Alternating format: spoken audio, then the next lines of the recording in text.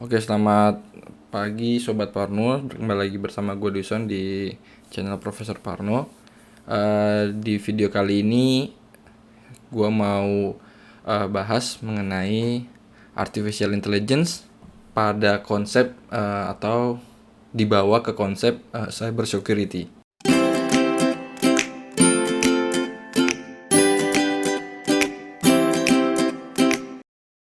Oke, jadi apa sih yang mendasari AI ini?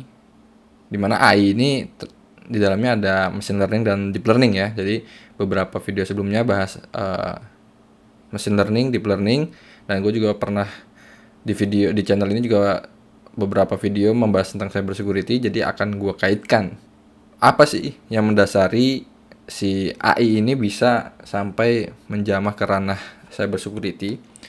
Yang jelas adalah serangan ataupun yang lagi growth-nya cukup tinggi adalah malware. Nah, jadi pertumbuhan malware ini menurut beberapa literasi itu pertumbuhannya eksponensial karena banyak orang yang bilang bahwa teknologi dengan serangannya atau hacker dan cyber security penggiat cyber security itu balap-balapan. Ketika cyber security itu udah bisa nutup malware ransomware yang kemarin, misalnya sudah ada dekriptornya, nah orang-orang atau cyber attacker itu bikin malware baru lagi. Nah, jadi dia itu selalu lomba-lombaan. Tapi katanya ada banyak yang bilang bahwa cyber attacker itu atau penjahat dunia cyber itu selangkah lebih maju karena emang dia initiate malware baru nanti cyber security melakukan patching atau melakukan penyesuaian untuk menangkal malware tersebut, entah dengan dekriptor ataupun dengan parameter security lainnya. Kalau kalian googling di Google, ketik malware dan coba di tab news, itu banyak sekali berita-berita baru ya. Maksudnya di setiap hari itu selalu ada kasus-kasus terkait dengan malware ini. Makanya nggak heran bahwa banyak orang yang bilang pertumbuhan malware itu eksponensial. Jadi dia pertumbuhannya tuh makin hari makin tinggi. Gitu, karena dia pertumbuhannya eksponensial. Karena pertumbuhan yang cukup tinggi ini, jadi hampir tidak memungkinkan untuk kita melakukan analisa terhadap malware itu secara manual. Gitu loh. Jadi misalnya di suatu instansi perusahaan itu dia punya SOC ataupun orang-orang yang bergerak di bidang IT security, nggak mungkin dia setiap ada malware itu dia analisa sendiri setiap hari, karena setiap malware yang masuk, misalnya setiap malware yang ada itu kita analisa satu persatu, itu nggak akan terkejar kalau misalnya resource kita kurang gitu. Jadi inilah yang mendasari adanya algoritma untuk melakukan analisa secara otomatis. Idenya dari sini, makanya sekarang banyak proses-proses triage atau preliminary screening buat malware itu menggunakan machine learning. Jadi kita itu kita mau ada sebuah katakanlah software yang ketika kita analisa, maksudnya kita masukkan ke dalam software tersebut malware, dia akan langsung membaca otomatis gitu. Nggak perlu kita analisa sendiri, sehingga dia bisa mempermudah kerja dari tim IT security. Nah, ini sudah banyak ya beberapa vendor-vendor IT security yang membuat sebuah model machine learning yang mampu mendeteksi malware, melakukan triage atau preliminary screening terhadap malware instead of ketimbang menggunakan signature ya. Walaupun signature pun masih powerful ya, tapi signature itu kan terkadang bisa dikelabuhi, misalnya karena sumbernya misalnya terbuka, signaturenya mungkin saja bisa dikelabuhi dengan malware yang lebih baru lagi. Belum lagi ketika signaturenya itu kurang update. Memang tidak semua model machine learning itu berjalan dengan baik, tapi setidaknya ini dapat membantu. Dari artificial intelligence yang bisa kita gunakan, seperti yang kita ketahui ada yang namanya classification, Jadi pada classification ini adalah intinya sih sebenarnya. Inti dari penggunaan artificial intelligence dalam cybersecurity itu diklasifikasi.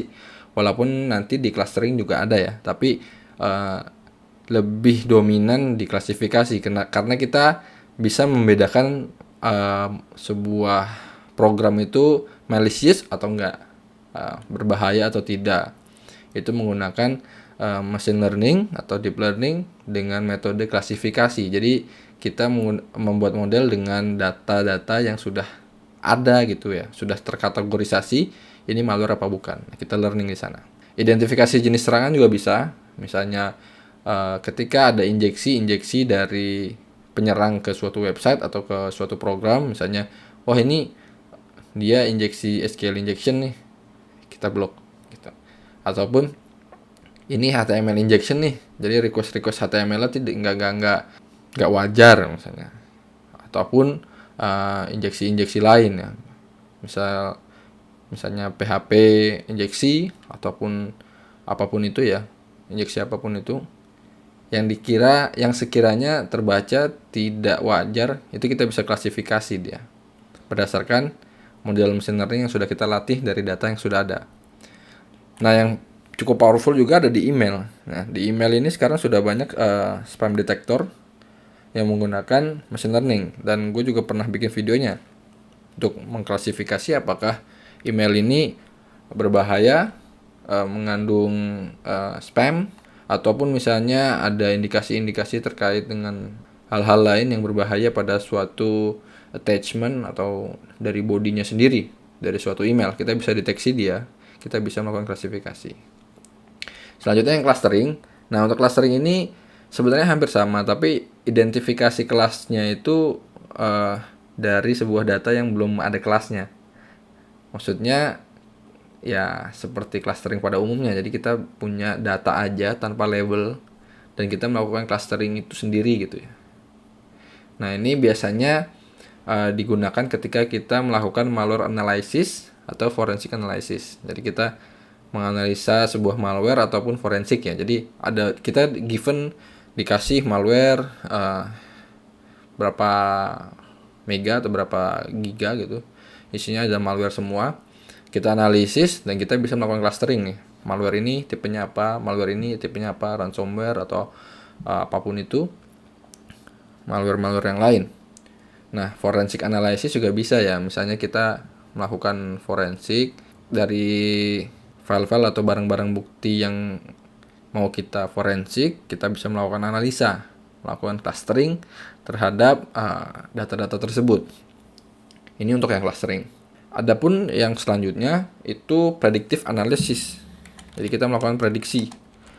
Nah, dia ini kita bisa melakukan prediksi terhadap suatu serangan.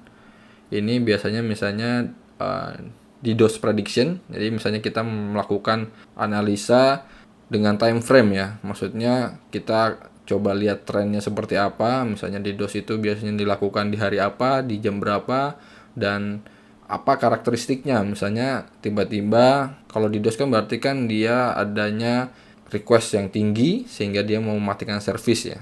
Nah, itu ketika servisnya tinggi itu di waktu-waktu kapan. Dan itu kita data dari seluruh data yang ada, dari tentunya semakin banyak semakin akurat ya. Seperti memprediksi jumlah pasien COVID. Nah, itu sama time series analysis istilahnya seperti itu kalau di machine learning. Nah, ini menggunakan neural network dan deep learning. Kenapa pakai deep learning? Karena agar lebih kuat, dan dia juga untuk yang predictive analysis terkait serangan ini dia perlu yang namanya pendekatan atau analisa lebih dinamis secara mendalam ya. Jadi kalau misalnya machine learning itu kan ya kita bisa tahu sendiri performanya bisa dibilang lebih powerful deep learning dan neural network, tapi walaupun itu juga sebenarnya nggak bisa jamin, mungkin aja bisa overfitting atau dan lain-lain. Tapi yang jelas deep learning namanya juga udah deep, dia akan memiliki kekuatan dalam analisa yang lebih dalam dan bisa melakukan analisa yang dinamis juga.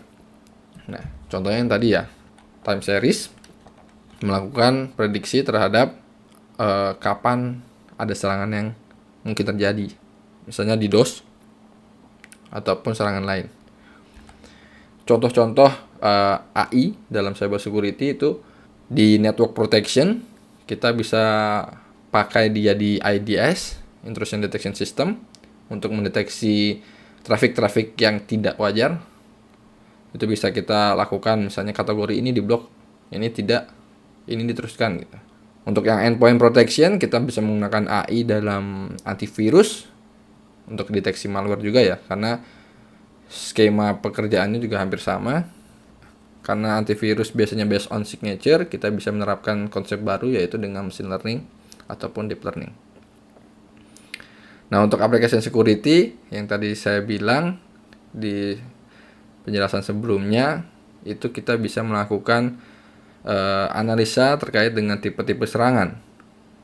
Kalau SQL injection seperti apa, server side request forgery itu seperti apa, SSRF, atau cross-site scripting seperti apa, denial of service seperti apa, distributed denial of service seperti apa.